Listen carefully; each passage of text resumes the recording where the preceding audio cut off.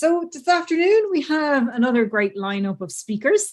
And again, we're sticking with this topic, but we're moving from an area of looking at, that whole necessity for degrowth to what sufficiency would actually look like. And we have three speakers in this afternoon session. There'll be a panel discussion, and then there will be a workshop in the afternoon, the latter part of the afternoon. So with that said, we're going to move to our first speaker. Our first speaker is Professor Sadhbh O'Neill. Sadhbh is currently a lecturer in climate policy and politics at DCU's School of Law and Government. Previous to that, she was the policy coordinator for the Stop Climate Chaos Coalition, and her expertise is in the field of climate policy and governance. So hello, Sadhbh, you're very welcome with us this afternoon. Hi, Colette, and hello to everybody else. I'm going to share my screen, if that's okay, and show you some slides. And just to begin, I should say that I was asked by Gerald to talk about the ecological dimension to sufficiency. So that required me going back and doing a little bit of homework and digging out some research that I hadn't read in quite some time, and exploring methodologies in particular, because when it comes to ecological dimensions of resource use, we want to be as fine-grained and as specific as possible, because the implications are so massive, at least on a global scale. So hence my focus here a little bit on the sort of methodologies, or what the indicators are. And this was much a learning exercise for me as anything else. So thank you for the challenge. So just to recap a little bit, my background is actually in political philosophy. So, my first instinct when tasked with this little presentation was to kind of go back to my literature and look at what sufficiency meant in the philosophical sense. And I suppose the earliest recognition of it as a principle within kind of liberal egalitarianism comes from Harry Frankfurt. To have enough is to have the resources you need to implement your basic aims. And that definition evolved with other people adding to it over time, Elizabeth Anderson there. And obviously, everybody, I'm sure, will be familiar with the work of Amartya Sen and Martha Nussbaum in developing the capabilities approach, which is, again, building on that basic idea of the resources you need to implement your basic aims. What might that look like? What might that mean? So for them, the capabilities approach is one where the central human functionings are present, along with being nourished and being healthy, being able to use one's senses, and also being able to participate in decision making and having attachments to other people. So having a kind of social context built around that. But of course, you can see here that already we're drifting away from the material basis, the kind of ecological basis for well-being. And, a lot of the debate was about what the capabilities approach might mean for a fully functioning membership of society. So Henry Shue, I think, makes a very important intervention, very much in the context of the emerging debates in climate justice, that he kind of notes that, well, some social goods are more important than others. Some are more essential for survival than others.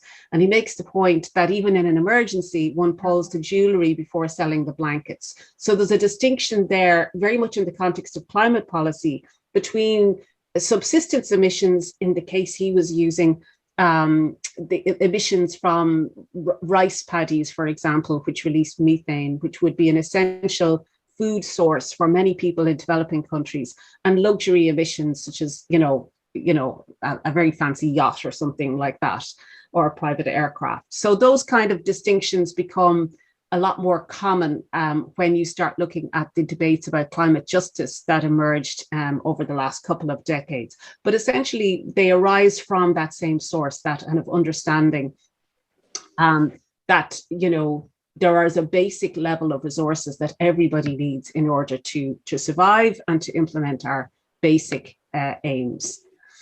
So, as I said, that sufficiency in political philosophy has quite strong roots, and it kind of tends to concern itself with arguments about operationalizing principles of equality and liberty, but starting to look at thresholds, so that there are certain thresholds beyond which people might need extra help, support, state interventions, and different distributive principles. But the key thing, and the reason I'm mentioning this kind of philosophical origins, is that for the most part, debates in liberal egalitarianism, which do look at sufficientism a lot, but they're not really pegging the idea of primary goods to ecological or environmental considerations. So there's a lot of debate about thresholds and questions of entitlement, desert, redistribution, but not any attention to intertemporal or spatial distribution of primary goods, apart from Rawls's just savings principle, which is difficult to operationalize in the context of ecological primary goods, if you like. And then turning to the kind of ecological political theory or eco-philosophy, there is an interesting kind of emphasis on the idea of self-sufficiency. So it's kind of a different angle on sufficiency, looking at the benefits both spiritually and socially and also ecologically to reducing one's personal consumption. And there's a quote there from Thoreau: as you simplify your life, the laws of the universe will be simpler. I wish that were true. Solitude will not be solitude, and poverty will not be poverty. So the kind of idea that you can reconceptualize your basic needs by embracing the kind of limitations of a self-sufficient life. And I just thought I'd mention that because I think it's just coming from such a different angle to the liberal approaches, that the two arguments aren't really speaking to each other in any meaningful way. And then, looking to, recent trends in political science, there is a notable portion of the electorate that is voting and whose voting preferences are in some sense delinked from material demands in favor of quality of life issues. So that's the kind of post-materialism that you see in the work of Ronald Inglehart. So those are just kind of three dimensions I thought I would mention to begin our conversation about sufficiency. Now, when it comes to sufficiency in an ecological context, the first thing is, I suppose, is a recognition that the planet as a whole is in serious trouble. We're probably familiar with the discussion about climate change and biodiversity loss, but in fact, there are 9 planetary boundaries that have been identified by researchers. And there's a pretty broad consensus, I think, in the earth sciences that these reflect key thresholds beyond which tipping points can emerge, or that might cause the planet as a whole to tip into a new state, a new regime. Now, the planet itself might be fine, many species might be fine, but there's absolutely no evidence that human beings will thrive in an Earth system that has shifted to a different state. It could be a hothouse Earth that's 3 degrees warmer. It could be many, many different scenarios are possible, and they're all pretty scary and catastrophic from a human point of view. So the idea is that we have adapted to live within a very specific range of temperature and ecological conditions, which is called the Holocene. And it's only been with us for about 11,500 years. So the tendency that we have to assume that the world is the way it always was and will always be like that is, I'm afraid, misguided. It doesn't take an awful lot to tip the planet as a whole into a new state that would not be favorable for humans to survive. So it makes sense then to think about living within these planetary boundaries that have been estimated and quantified for most of these key indicators. It makes sense to live within them and not try to breach them, because we don't know that the consequences will be favorable for us. In addition to that, we have identified already that we need to meet the basic needs of a growing population. We need to factor in the needs of at least 7 billion people, estimated increases up to 11 billion. And that has to mean food, clothing, housing, education. Interesting, the UNDP and the ILO have done work on this, and they included public transportation in that, but I took it out because I wasn't sure that there was a consensus about putting public transport in. as a basic need. I'm sure it is, but it's just, I wasn't certain about that. And it recognizes as well that employment is both a means and an end. So it's a need for people in terms of life fulfillment, human expression, creativity, and contributions to social life, but it's also a means to generate income and other social goods. And participation in decision-making is also recognized by the UNDP and all of the work on the Human Development Index as critical to human functioning and capabilities. So those are the kind of, as we say, very, very basic needs of the 7 billion of us.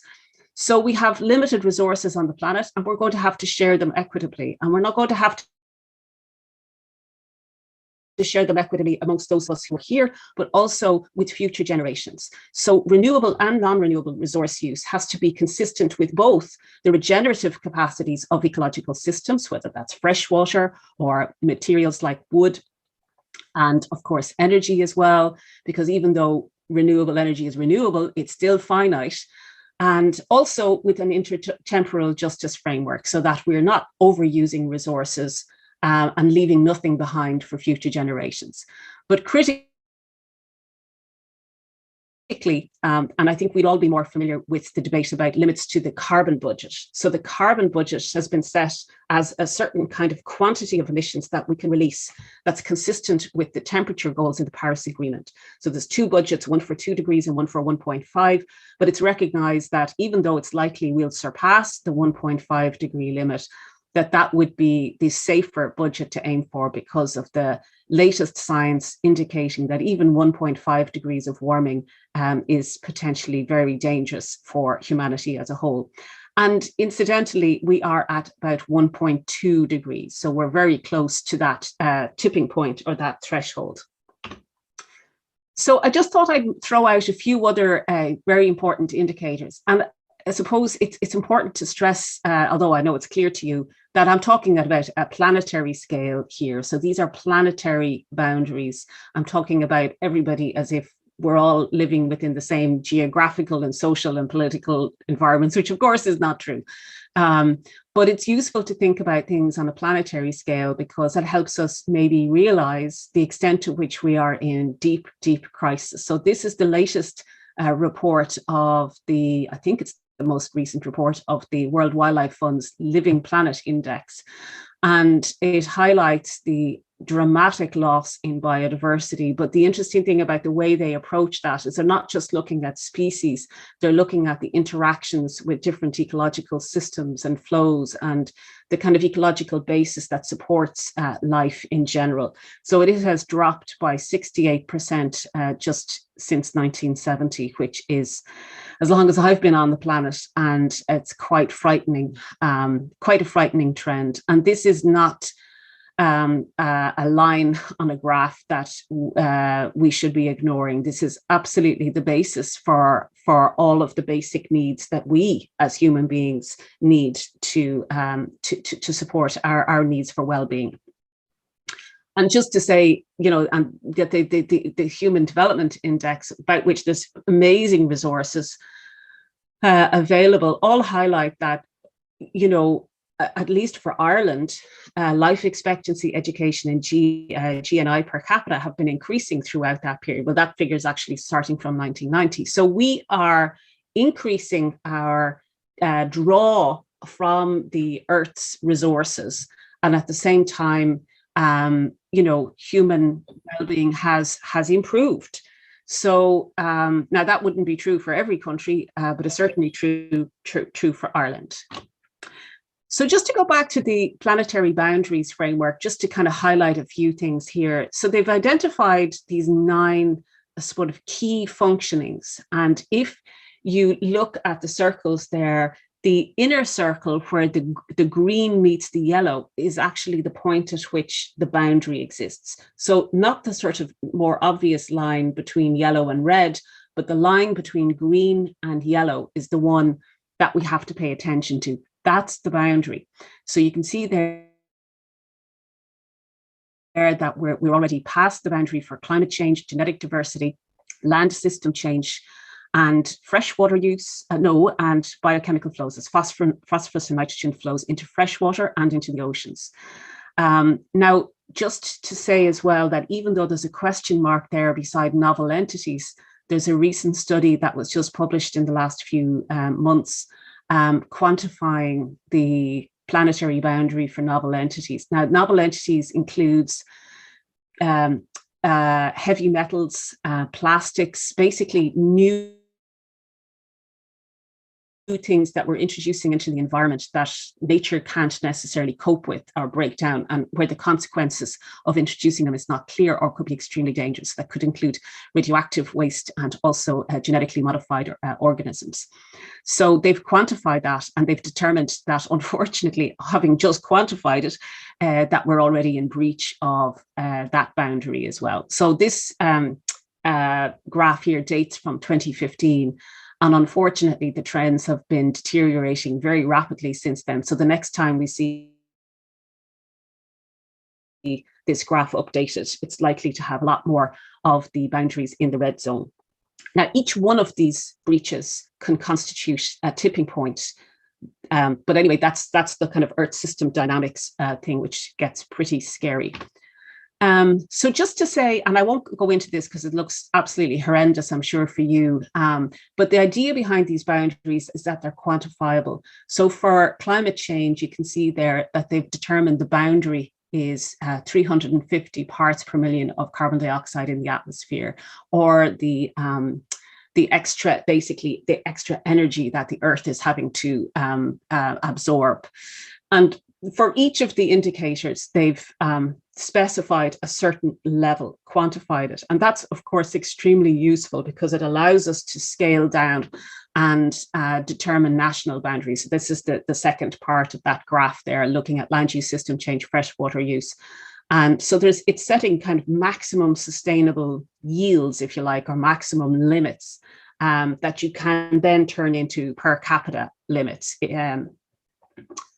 So then I thought it would be useful to just look at a couple of other methodologies. And the ecological footprint approach is very important because, for a start, I mean, it has been subject to a lot of criticism by geographers and scientists, but it's still a very useful metric. And it adds up the ecological goods and services that people are demanding that compete for space. So it basically turns all the demands for energy and raw materials into an equivalent proxy for land. So it includes the biologically productive area or biocapacity needed for crops, grazing land, built-up areas, fishing grounds, and forest products.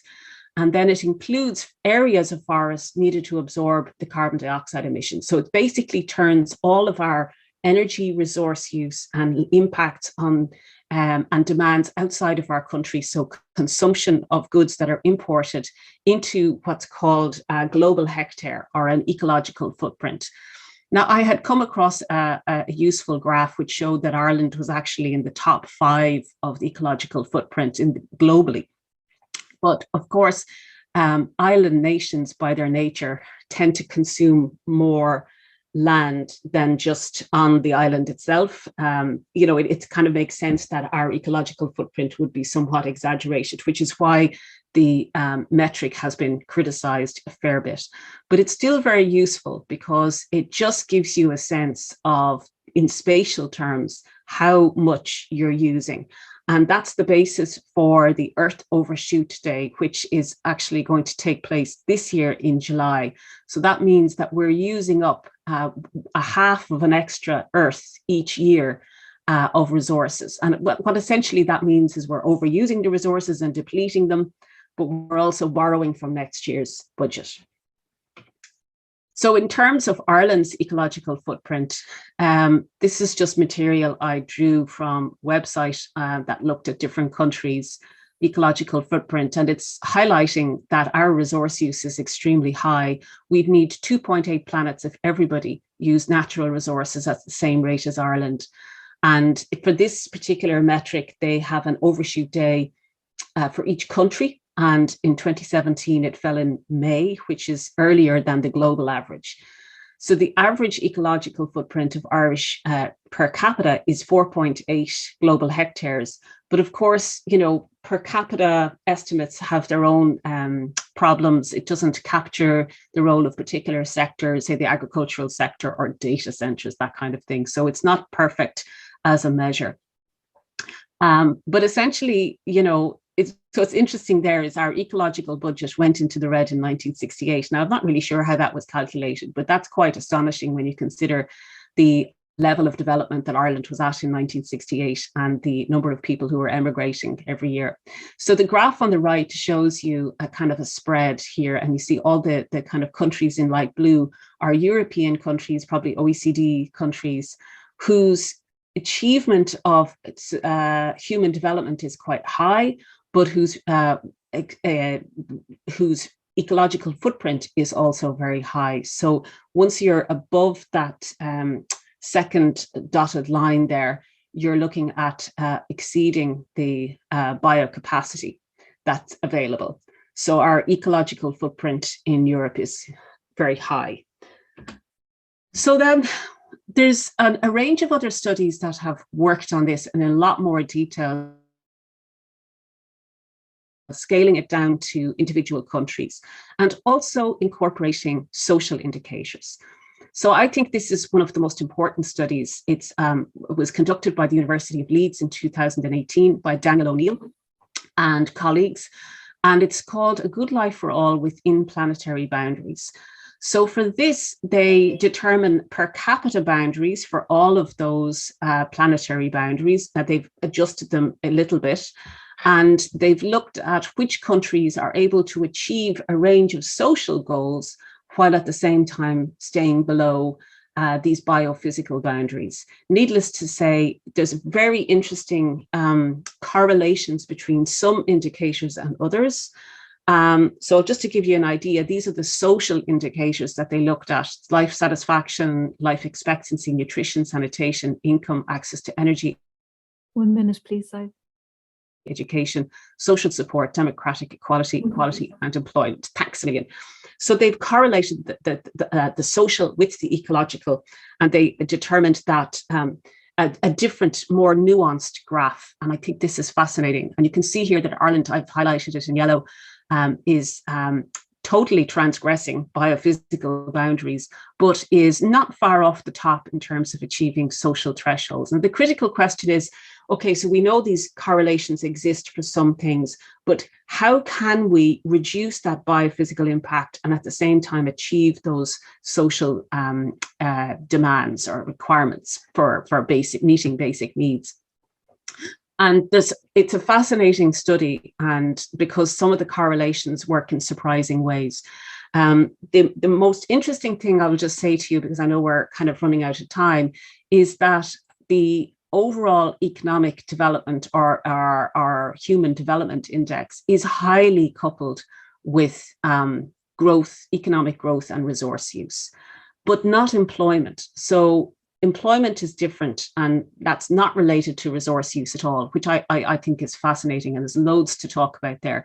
Economic growth itself is tightly coupled with increasing greenhouse gas emissions. Energy consumption is driving up economic growth, but growth also causes energy consumption. So there's this bidirectional causal effect. Energy consumption and efficiency gains can offer opportunities to break the dependency, but this is from the IPCC report, and they're always very careful about what they say. And they do point out that relative decoupling won't be enough, that absolute decoupling from territorial and consumption-based emissions at all scales will be required. And they have a range of recommendations there. I'll send these slides on to you. But I just want to, before I finish up, just point to a couple of policy implications. So the IPCC have their recommendations there on the left. They're looking at obviously trying to provide ways of providing services with less energy and resource use in a way that's consistent with well-being for all. Demand side mitigation options. This is reducing our draw from the Earth's resources and energy. So demand side, demanding less. They say would bring multiple interacting benefits. Decentralizing energy use, avoid technological lock-in, and they do highlight the fact that wealthy individuals are contributing disproportionately to higher emissions. But we're going to have to address questions of motivation and capacity for change. So what does that mean for us here in Ireland, or indeed in any country? Well, I think just purely from the sort of policy point of view, we're still very much in abstract land here. We need to start thinking and planning in terms of per capita limits to resource and sink utilization. So that carbon dioxide in the atmosphere, if you like, is a sink. The atmosphere is a sink for our waste. So we don't do that. We don't think in terms of limits, and we don't certainly plan in terms of limits. Rich nations will need to reduce their emissions at rates approximately 13% per annum to account for the fact that there is such growth. So the scale effects of growth drown out efficiency. So for some authors, Jason Hickel, you'll be familiar with, he makes the case that rich nations are going to have to downscale economic growth because you can't achieve these sustainable use and at the same time accommodate the needs of developing countries at the current rates of growth we have, outstripping efficiencies. And he says that we're going to have to shift towards a post-capitalist society. But in policy terms, we need to think about consumption-based accounting. We have to think about all the goods, the energy, and the impact of the goods that we import into the country. We'll need to regulate resource extraction and use in completely different ways, bearing in mind these limits and not just their local environmental impacts. And we're going to have to look at new ways of sharing, personal carbon trading, ecological tax reform, so we shift the focus away from labour onto resource use, and provisioning infrastructure in a way that's not based on cost-benefit analysis. And all in all, it means closing loops and creating a circular economy. I'm just going to finish off there with my list of references so you know that I have them listed somewhere. And thank you very much. Thanks, Colette. I'll stop sharing now. Thank you very, very much, Sadhbh. And these slides will be made available so for those of you who wish to see those references in greater detail, they will be on the SMA website as well very shortly.